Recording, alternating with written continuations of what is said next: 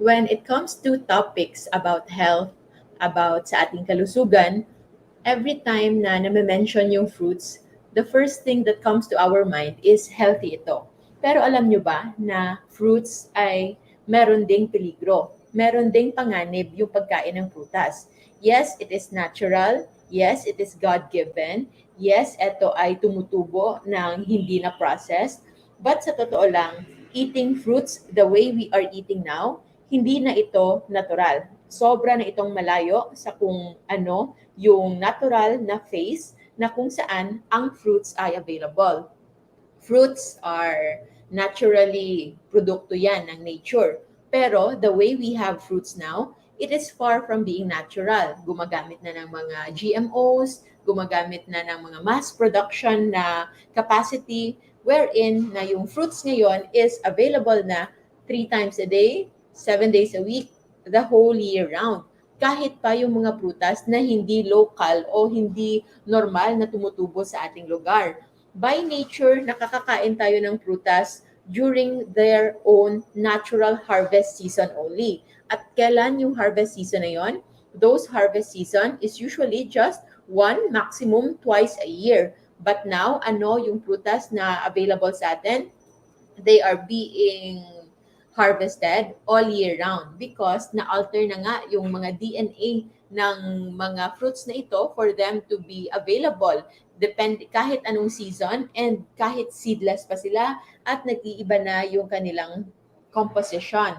One major composition of fruit is their natural sweet taste. They have their own natural sugar, the fructose and the glucose. Most fruits merong combination ng fructose and glucose.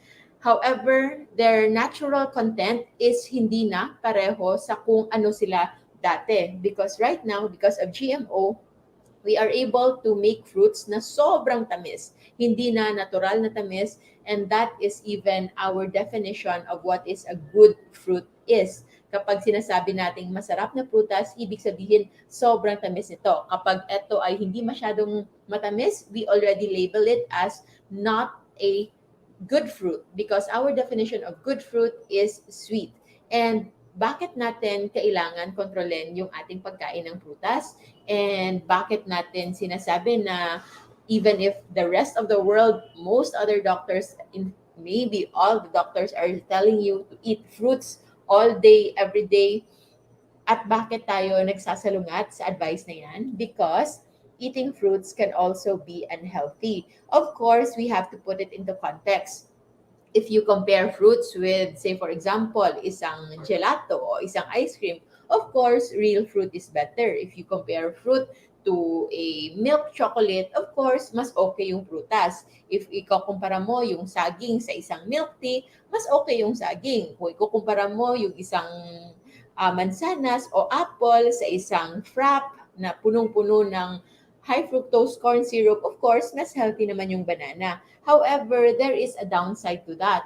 If you are already successful sa inyong health journey and you are incorporating some fruits from time to time at wala naman kayong kahit anong health issues, then maybe you are doing well with it comes to your control and when it comes to your sources ng other foods, you have the right mindset. However, this video is especially made para sa mga taong nag-iisip na inaakala nila na yung pagkain ng prutas ay dapat unlimited, na walang danger, walang upper limit, walang cap yung pagkain ng prutas simply because we thought it is, yes, a very healthy food. But we have to look into the dangers of too much fructose intake and that can come from other sources, from processed foods. But if you are already avoiding processed foods, pero meron pa rin kayong dinaramdam na sakit, meron pa rin kayong fatty liver, meron pa rin kayong diabetes, meron pa rin kayong problems with overall weight, nagkakaroon kayo ng obesity, and also you also have metabolic syndrome, then maybe this is the time that you would like to question or at least look into, tingnan lang kung baka nasusobrahan yung pagkain nyo ng prutas because by research, nung unang panahon, yung maximum fruit intake natin or fructose intake natin on average is just about 20 grams of fructose in a day. 20 grams of fructose in a day, that is just equivalent to parang isang dalawang slices ng mansanas, or two servings of mansanas, or two servings of banana. But now, the way we are eating now, we are already consuming 80 to 100, sometimes up to 120 grams of fructose in a day. And these fructose are hidden in many of our foods. Hindi lang siya nasa mga syrup, yung mga sugar syrup na nilalagay sa mga shakes, sa mga processed drinks. Nandun din siya sa mga yogurt na karamihan binibili na mga nakapakete, the fruit juices of the children, yung mga baon nila sa school. Those fruit juice are actually loaded with artificial fructose, high fructose corn syrup, and even the cookies, the crackers, yung mga pastries na usually binibili, yung mga mamon, I think yung mga mamon na sobrang staple na ng mga bata ngayon, those are actually also loaded with fructose. And cumulative, in a day, we are consuming way fructose than we normally did, and we are doing that whole year round, at doon na lumalabas yung problema. In this journal, Fructose Metabolism and Metabolic Disease, nakikita na ang fructose ay sobrang directly related with metabolic syndrome. So for those who are having diabetes, having obesity, meron ng obesity or overweight, and meron na ring associated na mga sakit sa puso, that would include hypertension, nagkaroon ng atherosclerosis, merong pagbara sa kanilang ugat, and that can be a high risk for development of stroke, for the development of heart attacks, and this is directly related to fructose. That is why we have to look into our fructose intake. And I will share with you one item, one article when it comes to fructose para lang maitama natin. We can think of our mindset when it comes to fructose. So this one is a statue about 30,000 years ago na civilization, and this statue is a woman na hindi naturally looking for humans in the past, because this figure represents the presence of high fructose in the diet.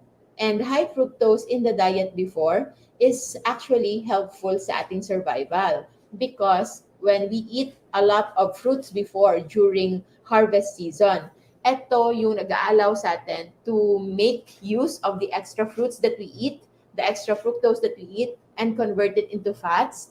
At yung taba na ito ay pwedeng makatulong sa atin to survive in times of famine. Sa mga panahon na wala ng harvest season, wala na ring hunting season, at sa mga panahon ng pag-aayuno or fasting.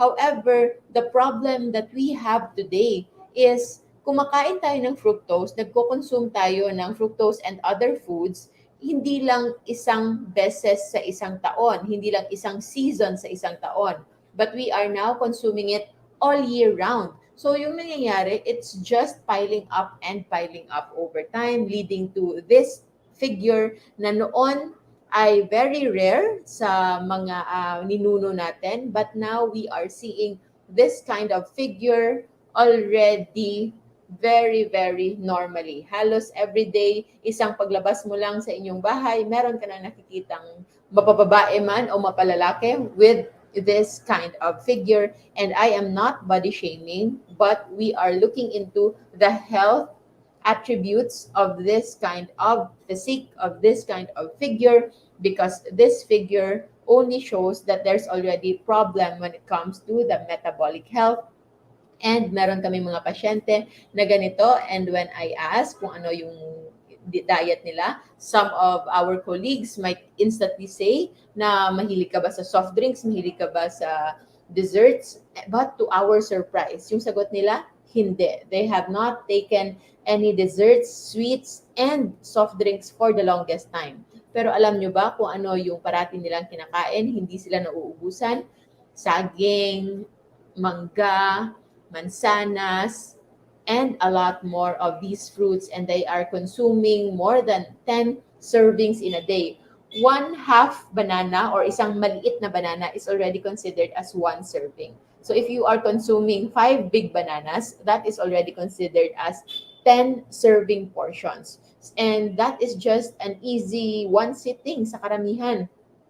Yung watermelon is somewhat lower in glucose and fructose kasi nga matubig ito. But how much watermelon can you consume? If you are easily consuming isang buong watermelon na maliit, that is already equivalent to 1 kilo of watermelon, and that is already equivalent to 80 grams of net carbohydrates, or equivalent to 20 teaspoons of white sugar. Sugar, by the way, is made up of glucose and fructose. So, nasa 50-50 ito. But this is also the reason why hindi lang basta sugar yung kailangan nating avoid. When I say na we have to limit or be conscious sa ating fruit consumption, it is already a given na you already avoid the sugar. It's useless kung kumakain ka ng hindi ka kumakain ng prutas, pero sobra-sobra pa rin yung pagkain mo o pagkonsumo ng mga pagkain matataas sa asukal.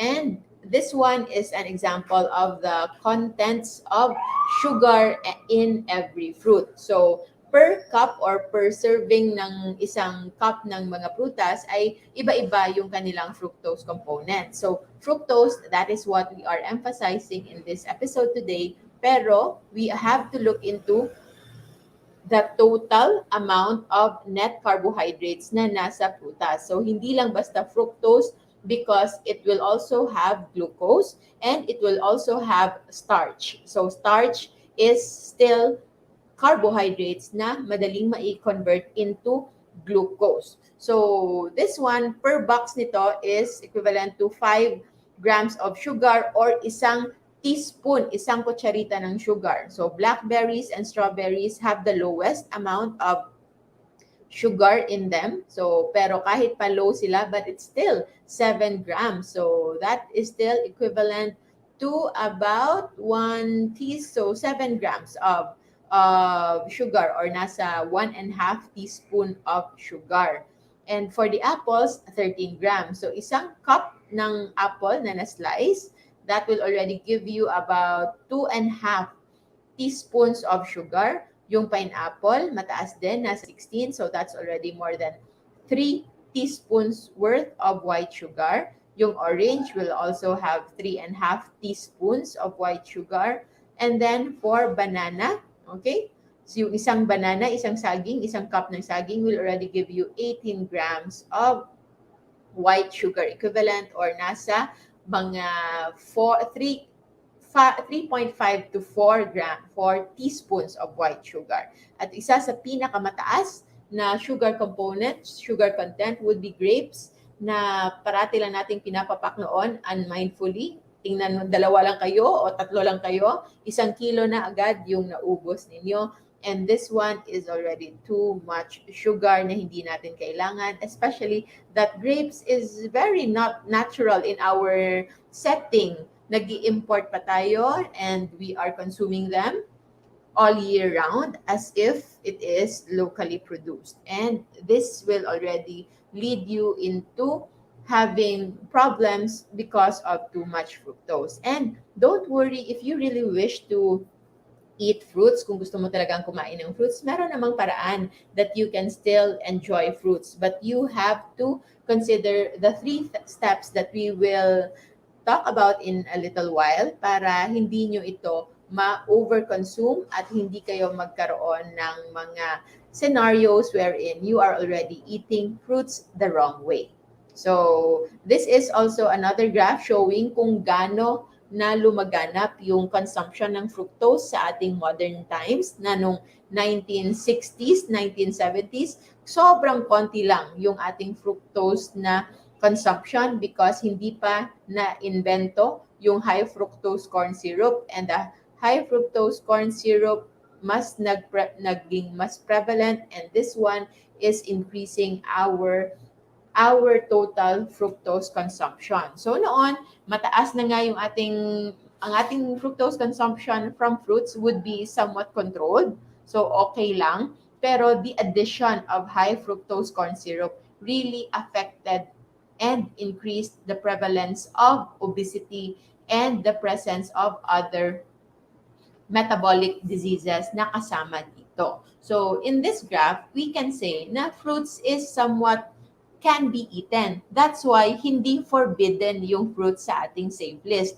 But it is in the caution list. Nasa caution list siya because we can eat fruits, but we have to be very mindful about it. And if we want to avoid fructose, we have to first avoid the fructose that is coming from high fructose corn syrup. Ito yung HFCS. And that is embedded in the processed foods na pinagkakain natin sa mga cereals, sa mga fruit juices, sa mga drinks, sa mga baon na usually nakapakete na binibigay sa mga bata ngayon. And that will cause a lot of problem, especially if you consume this in addition with many others. So, how much fruits can I eat in a day? So 20 grams of fructose per day, if that's what you want, is about 4.5 teaspoons or 2 apples. 4.5 teaspoons of sugar equivalent or 2 apples. So, and this one, when it comes to low carb, meaning kung kakainin nyo yan, you are already adding that up as part of your daily carbohydrate allowance. But if you are also consuming fruits and vegetables, especially yung mga vegetables din na nasa caution list natin, pwede nyo pa rin ma-overconsume yung total carbohydrates that you are eating in a day. And for this is the reason why sa mga taong hindi pa completely healed, nagsa-struggle pa rin to control their blood sugar, gusto pa rin mag-lose ng weight, gusto pang mai-control yung kanilang fatty liver, yung damage sa kanilang liver ay mai-control, and to reverse their fatty liver into normal, then maybe pwede munang magkaroon ng break from fruits. And then later on, once you are already at the top of your health, pwede naman, you can incorporate fruits, especially if you get to have the knowledge kung ano yung mga prutas that are somewhat mas madaling mai-incorporate sa ating low-carb lifestyle. And forbidden fruits, usually ito yung mga pinakamataas at ito ay nakakapagpataas ng ating fat sa katawan, and it can lead into weight gain because fruits will have a lot of fructose na pwede nyo magamit as energy, but if you are also eating so much of it, tataas din yung inyong glucose, and the moment you eat a lot of fruits with high glucose and high fructose, it will increase your insulin in the body, tataas yung insulin level mo sa katawan, at kapag tumaas yung insulin level mo sa katawan, this will now stop whatever fat burning process na nangyayari sa katawan nyo, and you will be on a fat storing mode. Bakit signal sa katawan natin ng fruits ay fat storage? Because nga, again, by nature, by evolution, sanay yung katawan natin na nakakain tayo ng fruits only during harvest season. So it goes into a mode of fat saving, fat storing. Nag-iimbak siya ng taba upang ito ay mabuhay, makasurvive sa panahon na wala ng prutas, wala ng harvest, wala na ring successful hunting, walang makain. Sa panahon na there's famine, na walang pagkain, your body, our ancestors have survived that time because they have stored fats. But if you are going to eat fruits all day, every day, 3 times a day, all year round, then you are not providing the adequate signal sa inyong katawan to burn those extra na naiimbak natin. That's why we have to look at it very closely so that hindi tayo bumalik sa ganitong state. Huwag natin sayangin yung sacrifices and the discoveries and how our ancestors survived dahil lang tayo ay naging biktima ng ating sariling own inventions, own modernizations when it comes to food intake. And now, we will now tackle the 3 scenarios when eating fruits is unhealthy. At kapag na-avoid natin ang 3 scenario na ito, then you can now adjust, and if you want to still include fruits in your day-to-day life, you can do so. But as long as you avoid these 3 scenarios. So the first scenario na nagiging masama yung pagkain ng prutas is when you eat in large quantity and together with other carbohydrates. Anong ibig sabihin nito? You are already eating isang saging and then meron ka pang banana Q sa hapon and then kumakain ka pa ng apple kasi naniniwala ka na an apple a day keeps the doctor away. However, you are eating this. This is already like kung meron ka ng banana Q na coated with sugar, meron ka pang isang saging, and then meron ka pang mansanas. This is actually already about 60 grams of fructose and glucose. And in addition, of course, kung meron pang sugar na nakalagay sa inyong banana Q. And if you eat this and then you also eat rice 3 times a day, so per rice, nasa 45 grams of net carbs yan. So tatlong rice, lagay na natin 120. So that's already 120 net carbs of rice, and that is already equivalent to what? Nasa ano na yan? Nasa 30 teaspoons of white sugar plus the 60 net carbs na nasa prutas. Then you are already consuming way too much carbohydrates, way too much fructose, way too much glucose, and that can lead into spike in your insulin, and then fat storage will happen, fat burning, yung pagtunaw ng taba ay mawawala din, and your body will just pile up on that. Others are very fast metabolizers. They don't get fats. Hindi sila lumalaki, hindi sila tumataba na obvious.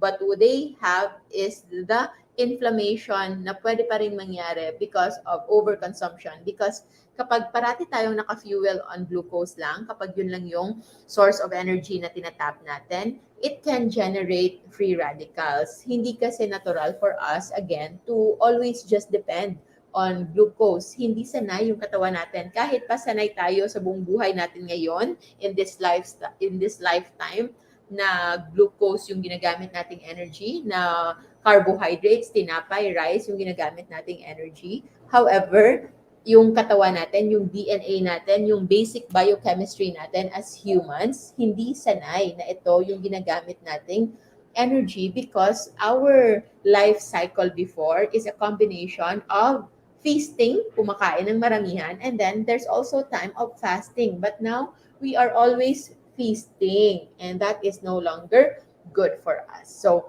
one wrong scenario na pwedeng makapag-endanger ng fruit intake is if you are eating too much of these fruits and together with other carbohydrates. And those carbohydrates usually is our main meal. Yung rice sa ating pagkain, yung spaghetti, yung noodles, yung tinapay, yung pandesal. Those are other carbs that will add to the burden sa ating katawan.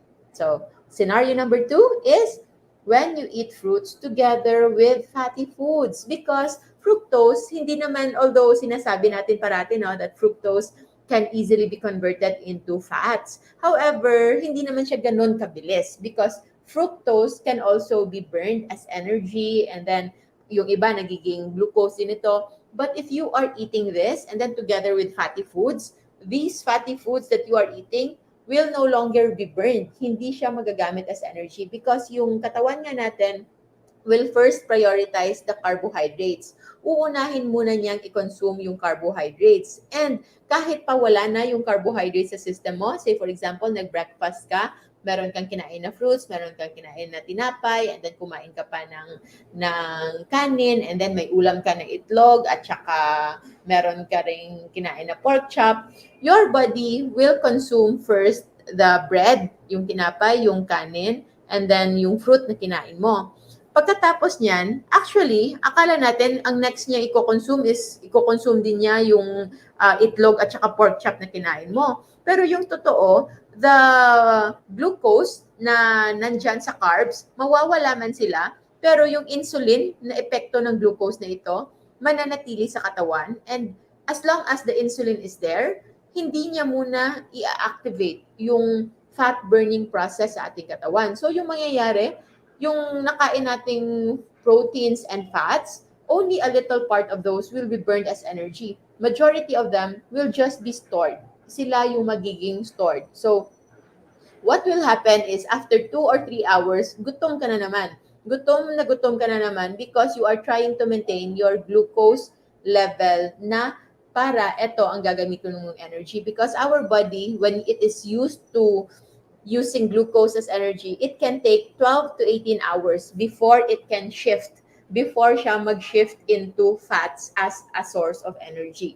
So that's why we recommend timing your food intake na hindi ito unlimited. And yes, if you eat fruits, sobrang dami ng fruits, and then you eat so much fats also, this is not the best way to do it because you are not going to maximize those fats. Yung taba na kinakain ninyo will just be stored there at most likely hindi ito magagamit as energy sa inyong katawan because your body will just be dependent on fructose or glucose or carbohydrates as a main source of energy. So, to recap, it is a no-no kung kumakain kayo ng prutas in large quantities with other high carbs. Secondly, if you eat them together with fatty foods.